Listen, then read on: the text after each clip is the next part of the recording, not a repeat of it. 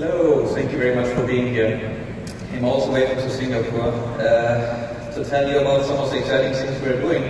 And since it's all about freedom, I would argue that you cannot have freedom unless you have choice.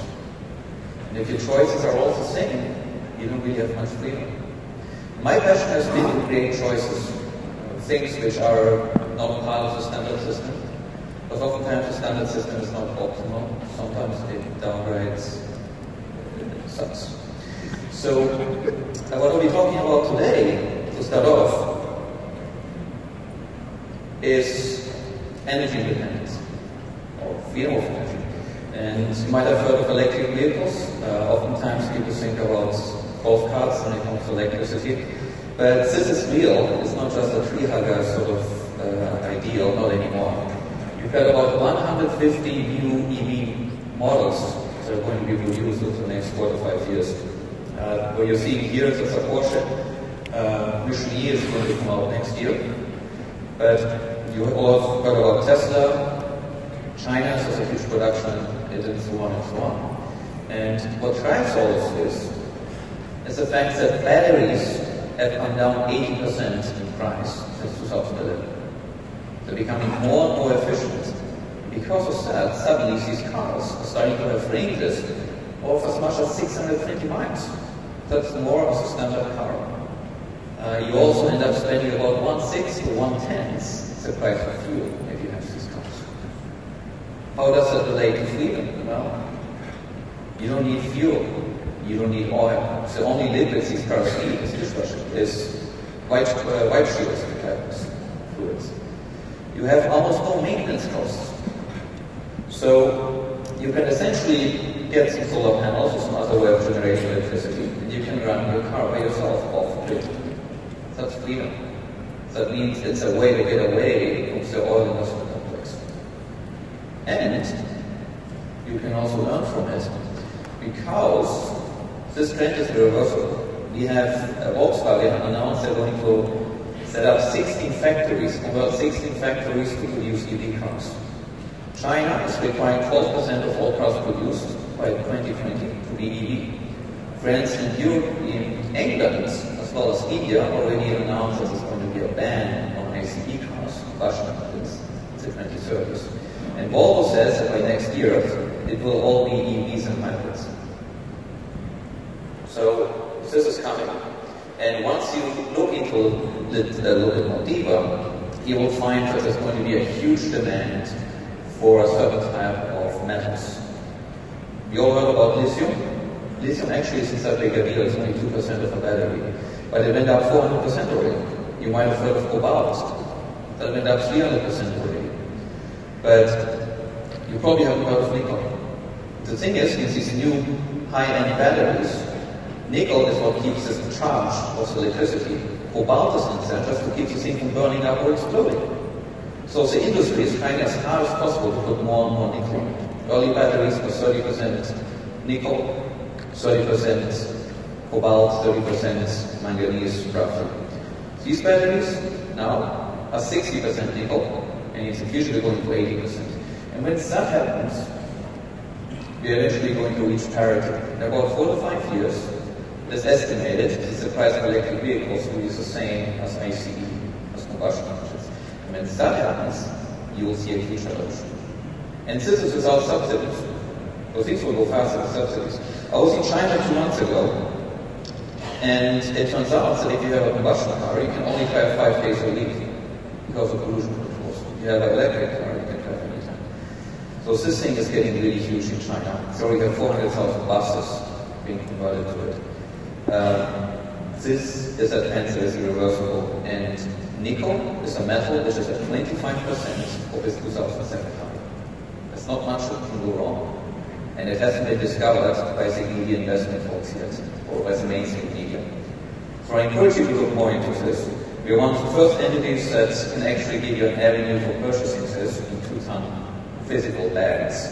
You can buy it, you can sell it, you can get a loan against it. You can find more about it on the website. Next, monetary freedom. Well, this is how everything started. I used to be a senior data architect at Commerzbank, Germany's second biggest bank. I was there when Lehman Brothers went bankrupt, and there's also financial system almost come to a stop. That's why I said it's time to go into gold and silver, because we'll have another crisis and it will get worse. So I encourage you to put some of your money in gold and silver. And I might be preaching to the choir here. I saw this as being at one point. If you take 1913, so that was the year when the Federal Reserve was started. And you look what happened with the dollar since then. It went down by at least 96% in terms of purchasing power. In reality, maybe a bit more because we are understating real inflation.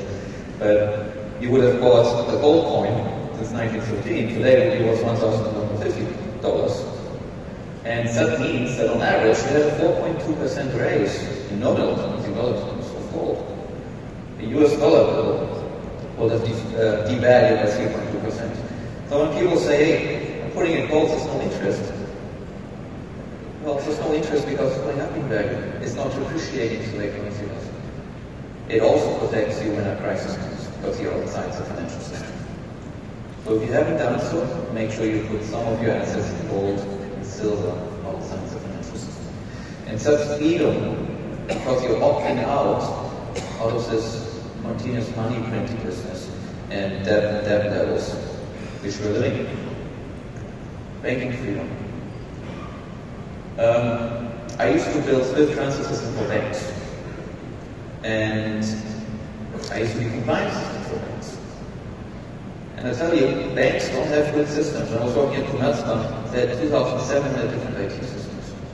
Things are so slow, things are so integrated. And then something came out called Bitcoin. It's the idea of blockchain.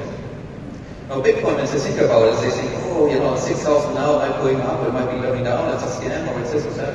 Well, I can tell you from a technical point of view, it's the real thing. And I'm not encouraging you to buy it as an investment necessarily. That's up to you. But I'm encouraging you to maybe put $50 into it and understand how it works. And encourage companies, such as Overstock, I'm very happy that they're doing this, allow people to buy and transfer things using crypto. Because when you're dealing with a bank, if you've ever done international wire transfers, it's becoming incredibly difficult. You're not dealing with one bank and a receiving bank, you're dealing with banks in between. You might have 6 banks in between, and any of these banks might suddenly say, oh, I'm blocking your transfer because I don't like something about it. You've got all these AML people which are trying to justify their job and blocking things. And nowadays, banks seem to be wanting to tell you or ask you why you're doing the transfer. And if they don't like the reason, even though it's your money, don't let you transfer it. Places like Italy, so let you take out the cash anymore. So you need an alternative. Crypto is part of the alternative. So that's why I ask you to have an open mind towards it and encourage the adoption. Another thing about banking. We had customers which asked us, can I take a loan? And well, we are not money lenders, the answer was no, so about 3 years ago. But we found a way of allowing customers themselves to lend on the system. Interest rates are set as a bid-ask system, and it's working beautifully. We have $50 million worth of loans. We have about 3 contracts done per day, about 2,500 so far, about 600 people participating. Interest rates are around 3%. The loan is backed by 200% fully insured gold outside the banking system. Can have a full financial crisis, that money is safe. Some people lend out some money, they pay storage fees for their gold and so on. So all kinds of things you can do. And it's a way of getting out of credit cards. When I say credit cards, I just spent 1 month in Bangkok because of health issues with my dad-in-law, and we paid most things with credit cards. When I got home, I was checking the exchange rate. How much of the fees a credit card took? Well, it was 3%. Then a credit card takes 2% from the merchants. That means 5% of what I spent actually went to the credit card. Over $2,000 I found out last month, I ended up paying to Visa. And Visa just went out running 600%. Is that what we want? Visa same as MasterCard, UnionPay, and so on and so on. I'm saying let's do something else. Let's go towards crypto and so on. If that takes off, it democratizes things. It gives power back to people and it decentralizes. That's what freedom is all about. Jurisdictional freedom. I'm a very international person. I lived 12 years in the US. My education is American. graduated from US High School in Oceanside, California. But I'm originally German, and I grew up in Italy. In 2005, I ended up going back to Europe, and ended up working in Germany as a business intelligence consultant. And I was paying 80% taxes. It was crazy. After 2 years, I said, no way, I'm not working for the government. And by the way, if you take the IRS's back, the German tax authority is worse. So I did 2 trips around the world, and I looked for other places.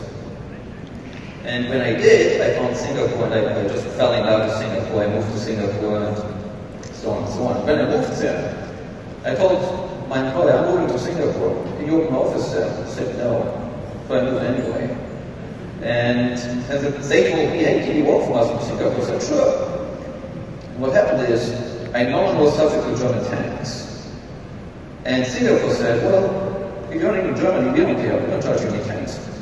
So I more than quadrupled my salary working for the same people doing the same thing. I just changed jurisdiction. That is the power of jurisdiction. So you should be aware that there's over 200 companies out there. And some of them are really, really interesting. And you can reduce your tax completely legally. And now if you're American, it's a little bit more difficult. But having said that, I think Europe is going to copy the American system and charge everybody with citizenship as well. So I acted preemptively. I gave up my German citizenship, and I got a Singapore passport. And that's my Singapore passport. And this thing is worth millions. Why? No capital gain taxes, no dividends, no interest, and very low income taxes. My taxes last year, I'm paying about 2% taxes.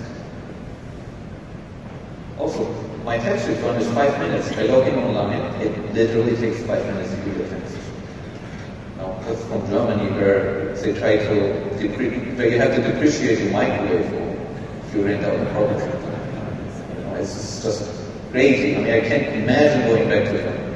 So, it's also the best travel document in the world. Rank number 1. You can go to 166 countries without visa. It's the only passport where you can go to China, India, Europe, and the US visa-free. It's great. And it might not be easy to get, but you should be aware of this. Because if you're worried about taxes and so on, you know, this is the way out. If you're interested in Singapore, this is a book which gets me into Singapore.